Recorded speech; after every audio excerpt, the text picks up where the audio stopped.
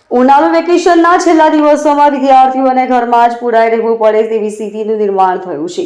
રાજકોટ દુર્ઘટનાને પગલે fire safety વિનાના mall અને ગેમ ઝોન બંધ કરાવાઈ રહ્યા છે. ત્યારે હવે હવામાન વિભાગ દ્વારા વાવાઝોડાને લઈને ગુજરાતના દરિયા કિનારાના વિસ્તારમાં ભારે પવન ફૂંકાવાની આગાહી કરવામાં આવી છે. ત્યારે લોકોની સલામતીને ધ્યાનમાં લઈ સુરત શહેરના બીચ લોકોની અવરજવર માટે બંધ કરી દેવામાં આવ્યા છે.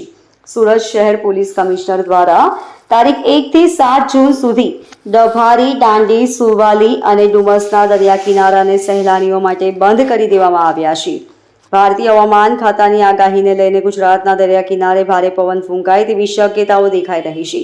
તેથી લોકો અને પર્યટકોની સુરક્ષાને ધ્યાનમાં લઈને સુરત શહેર પોલીસ કમિશનર અનુપસિંહ ગહેલોત દ્વારા જાહેરનામું બહાર પાડવામાં આવ્યું છે. આ જાહેરનામામાં સુરતના દરિયા કિનારા પર લોકોની અવરજવર પર પ્રતિબંધ લગાવવામાં આવ્યો છે. સુરત શહેર પોલીસ કમિશનર દ્વારા બહાર પાડવામાં આવેલા જાહેરનામાનો અમલ 1 જૂનથી 7 જૂન સુધી કરવામાં આવશે, જેથી 7 દિવસ સુધી સુરતનો દરિયા કિનારો લોકો માટે બંધ રાખવામાં આવ્યો છે.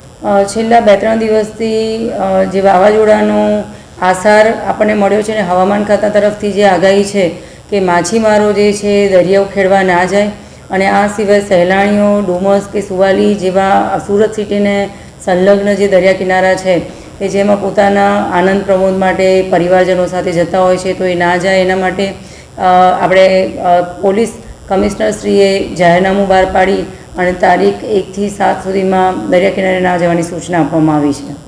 હા, ચોક્કસ વેકેશન હોવાના લીધે બાળકો સાથે પરિવારજનો સ્વાભાવિક રીતે દરિયા કિનારે જતા હોય છે અને ઘણો મોટો વિસ્તાર આમાં આવરી લેવામાં આવ્યો છે.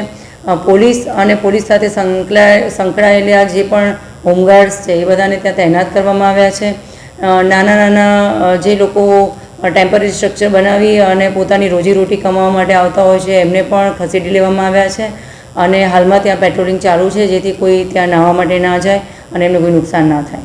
લોકોને ખાસ અપીલ કરીશું કે આટલા દિવસો દરમિયાન જે તેજ પવન ફૂંકાઈ રહ્યો છે એના લીધે કોઈ વૃક્ષ પડી શકે છે, ટેમ્પરરી સ્ટ્રક્ચર પડી શકે છે, કોઈ પણ એવું છાપરું કે એવી વસ્તુ તમારે જો પડે તો 2 વ્હીલર 4 વ્હીલરમાં જો તમે હો અથવા તો આપણે પોતે હોઈએ તો એ નુકસાન થવાની સંભાવના રહેશે. તો દરિયા કિનારાથી દૂર રહેવા માટેની અપીલ કરીએ છીએ. Bureau report LK star news, Surat.